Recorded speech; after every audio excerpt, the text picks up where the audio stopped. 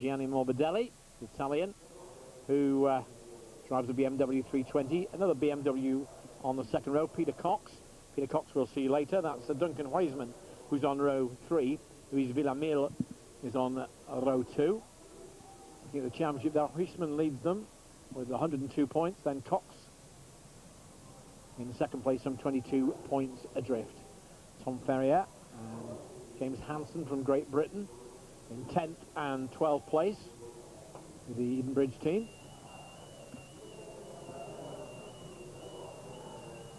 Tommy, your first pole position of the season, is it because your car is good on this circuit, or have you changed something with the Nissan? Basically in the same car. We have developed the engine a bit more since Budapest, and we have been developed the car all year, so we have been going forward step by step, and this circuit seems to suit us very well. Okay, thank you, Tommy. And in pole position, number 3 there, Tommy Rustad. He was very happy. Morbidelli, of course, was in Formula 1. Peter Cox will be in the FIA GT race, which we will see later on. Luis Villamil, Spanish driver in the Alfa Romeo, on the same row as he. The championship leader, Duncan Huysman, BMW. Massini, who we saw in British touring cars, British production touring as well. Norman Simon. Martin and Paolo Roberti, 2 BMWs on row 5. But about to get away. Red light to green light in just a second. It's creeping a little bit. Yeah, he is. He's moving. Tommy Rustad was moving before the start there. That could cost him dear. Could well do, yeah. Might get away with this also. There's a possibility, but it looked to me that he was definitely creeping a little bit. It was fairly obvious, wasn't it? But, well, for the moment at least, he makes a good start. What a pity if you get pole position. You make a good start anyway.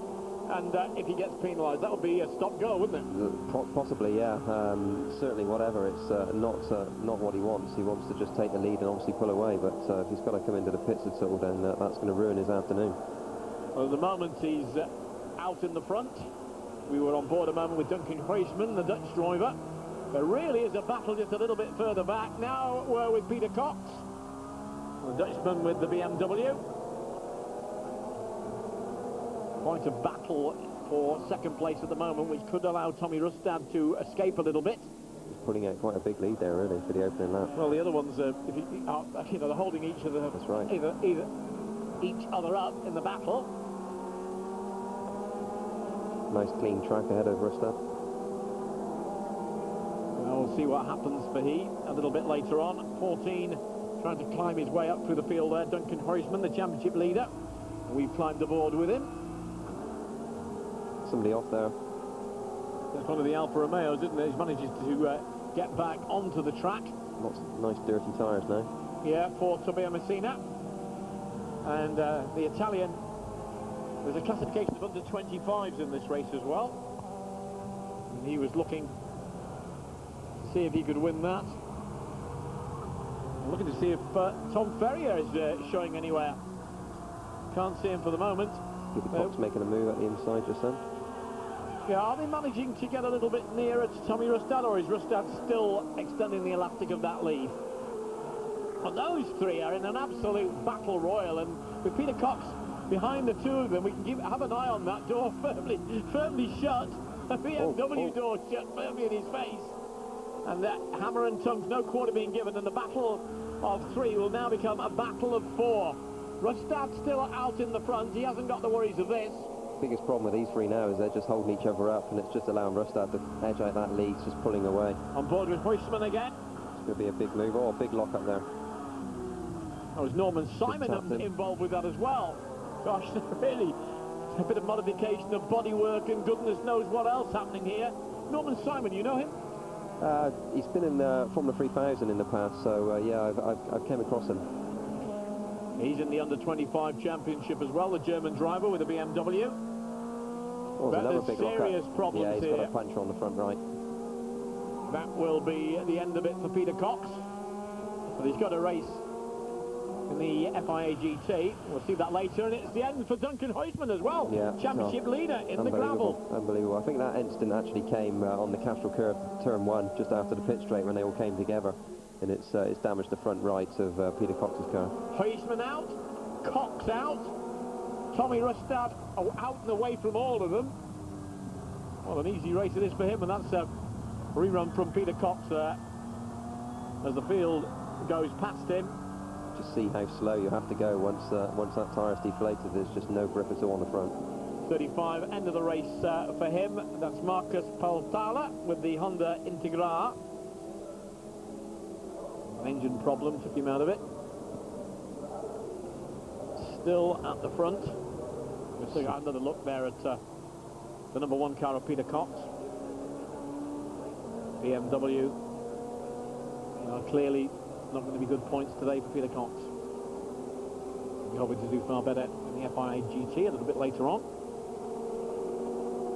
Rustad, a gap of 5.7 seconds from Morbidelli, from Simon. Villamil is still up there in 4th place. Hansen is up into 9th place. It's not bad at the moment there. It just needs to keep pushing. Fairly close to 7th position there, so pretty good little race they're having. Well, Cox should be able to go out again when they've got the tyre on. But no doubt about the man with the commanding lead at the moment. That's Tommy Rustad with Denison Primera. We'll rejoin him on this race in just a moment.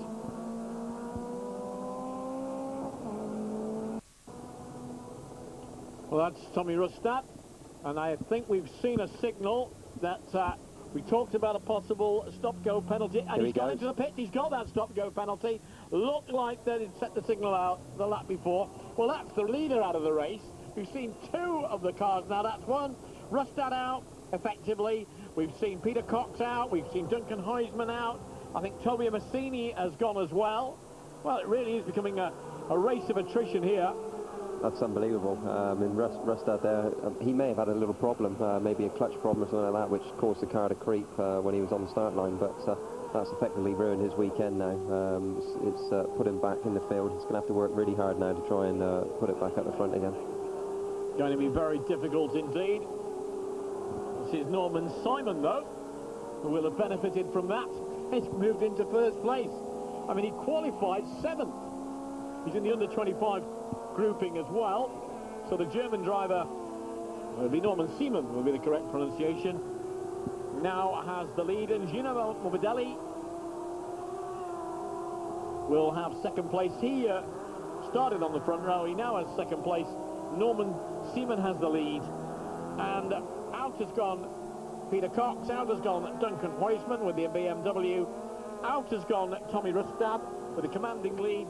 He definitely, though, jumped the start, no question. No question.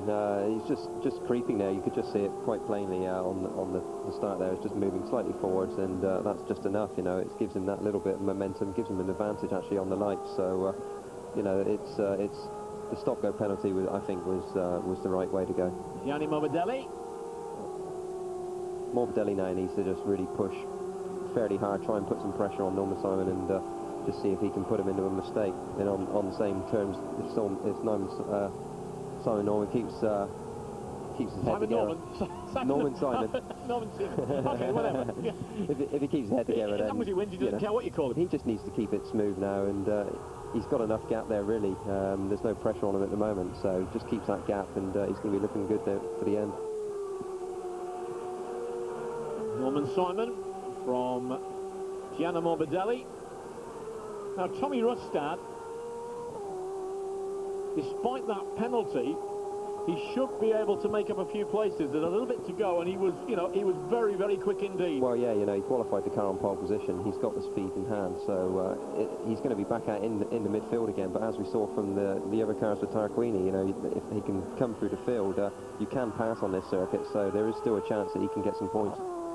Well, we've lost James Hansen on lap 4, and his teammate Tom Ferrier on the 1st lap.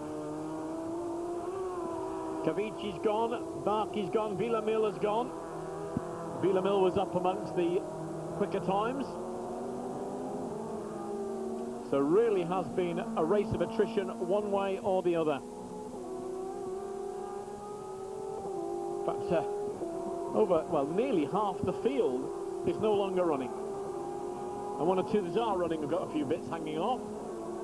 You might need to be careful there with that bodywork just flailing.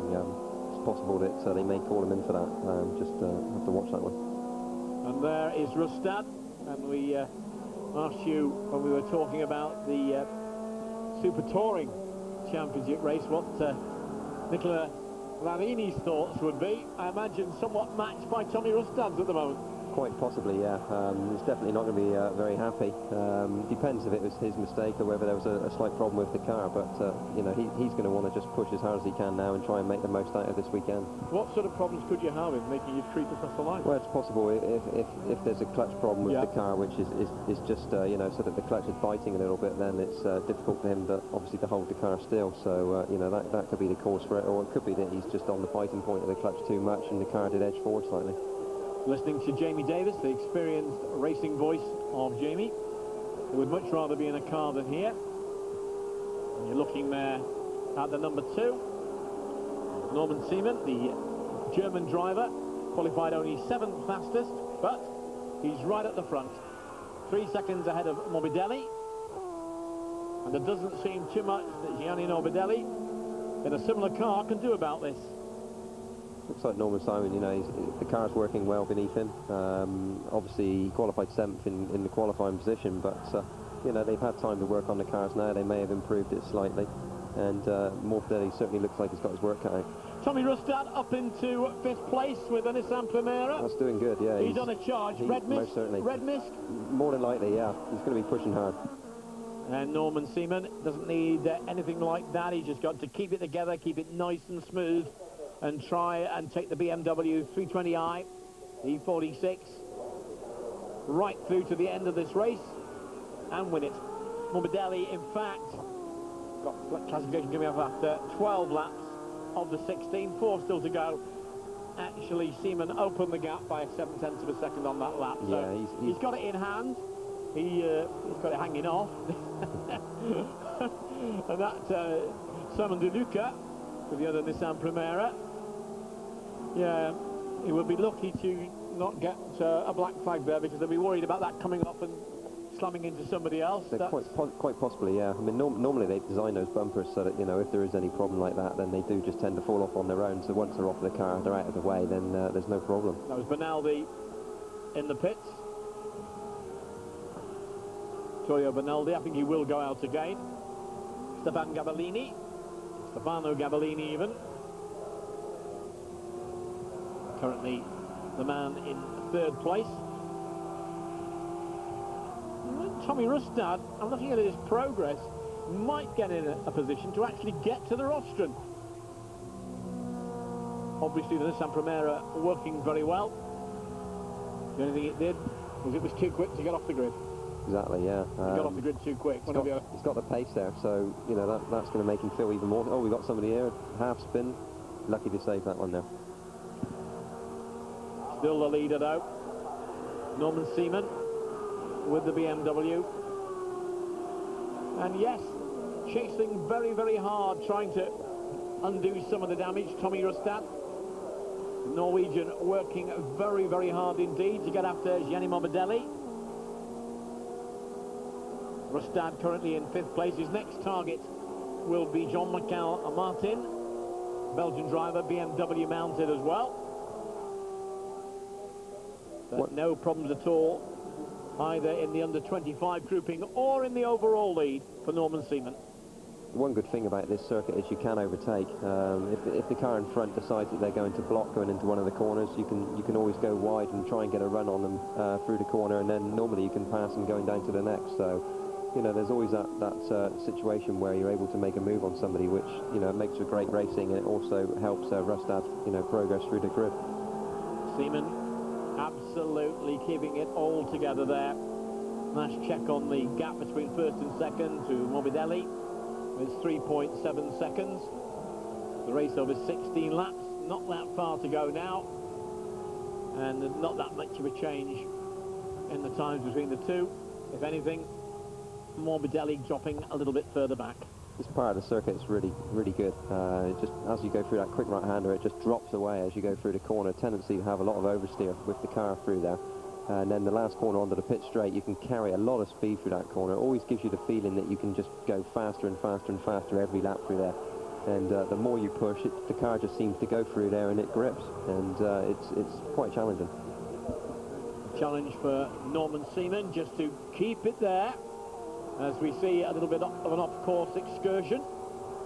But I think that just ahead of that was Tommy Rustad, with 2 laps to go. Seaman just be checking everything's working just right. Fingers and toes crossed. You can't believe, I mean, he won't believe that he could have won this race. He's certainly going to be happy at the end of it, that's for sure. Just needs to keep it going now. And there's a change. That's Jean-Michel Martin, with one BMW being overtaken there by the Nissan Primera of Tommy Rustad. So Rustad has moved up into 4th place. But can he get that one more place to get him onto a podium, where at one stage it looked like he would almost certainly sit on the top if it hadn't have been the sneaking away at the beginning. So Tommy Rustad showing 4th, and he's closing down. He is closing. That's Stefano Gavellini, and he's closing him down. No doubt that this was the speed act. Oh yeah, I mean, you know, the gap looked fairly big, but Rustad's car is working well. He's got the He speed set there. the fastest lap on the last lap. Norman Seaman, incidentally, set his fastest lap on lap 6, which was some 3/10 slower than Tommy Rustad. So Tommy Rustad with the fastest lap of the race. But can he reach the pole position? Can this man win it? Looks almost certain that he can. But there's been a few turn-ups in this race so far. Maybe the drama of it all hasn't finished just yet. Norman Seaman.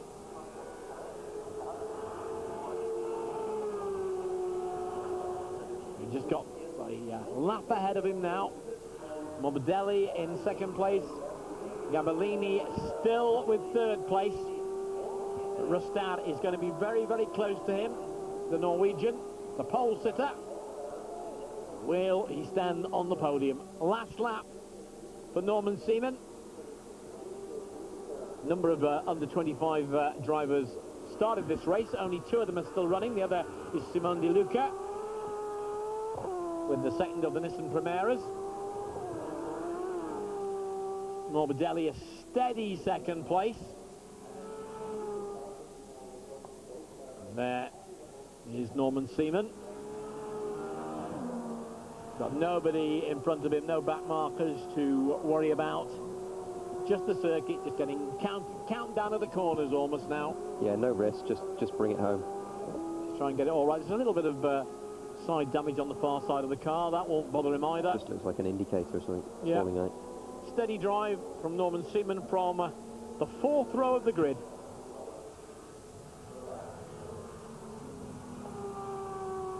Yeah, that's not going to cost an awful lot to repair, is it? I don't think that's going to be many dramas for him now. I don't think it's going to stop him winning the Now race. look here, this is Rustad. Rustad monster, literally on Stefano Gabellini, tucking himself right in at the back.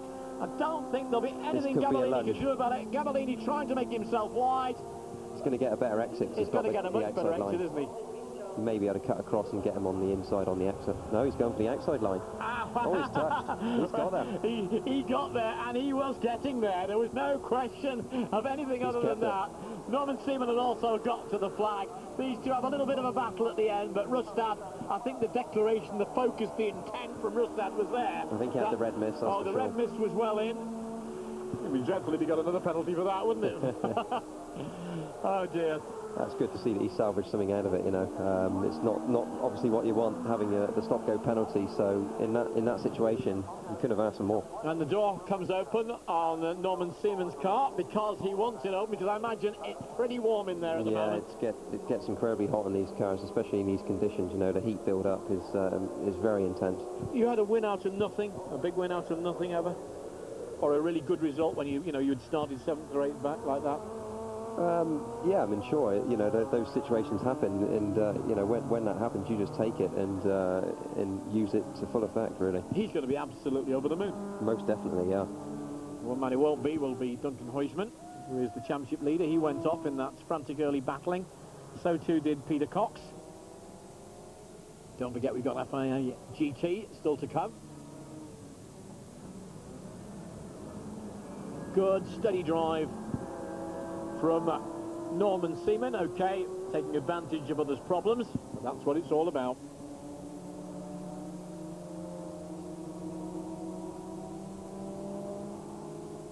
Was he about to go into 3,000 at one stage, this guy? I think possibly, yeah. I know I've seen his name in a few tests. I'm not sure whether he actually competed in any of the races at all. But There you are, age doesn't matter. Told you about this, Davis. Jean-Michel Martin, famous Belgium driver. 58 years of age, eh? 5th place. Not you bad. can't keep an old good 'un down. We're going to hear now from the winner, who will no doubt be delighted, if not a bit surprised. Norman, first win of the season in what was a very eventful race. Looked like a fantastic battle to be involved in at the start. Can you tell us about that, and also the move that you made to overtake Morbidelli, which proved to be critical in the end? Yeah, actually, after the qualifying, I didn't expect it because I made a mistake and I was quite bad in qualifying, only 7th, and I didn't expect really to win today. For sure, I was lucky that some guys had enough, or Tommy had a stop and go, which is very sad because actually he would have won the race. But I'm really happy about that, and I mean, with Johnny, he was with blocking, but then I think he soon realized that he has no chance, and he just let me by. And I don't know, I wasn't really pushing, but the car was so good today. I mean, a really big thank you to the team. They just did such a very good job today. Thank you, Norman. Well, nice for him to win. And look at the sheer delight there from inside the team.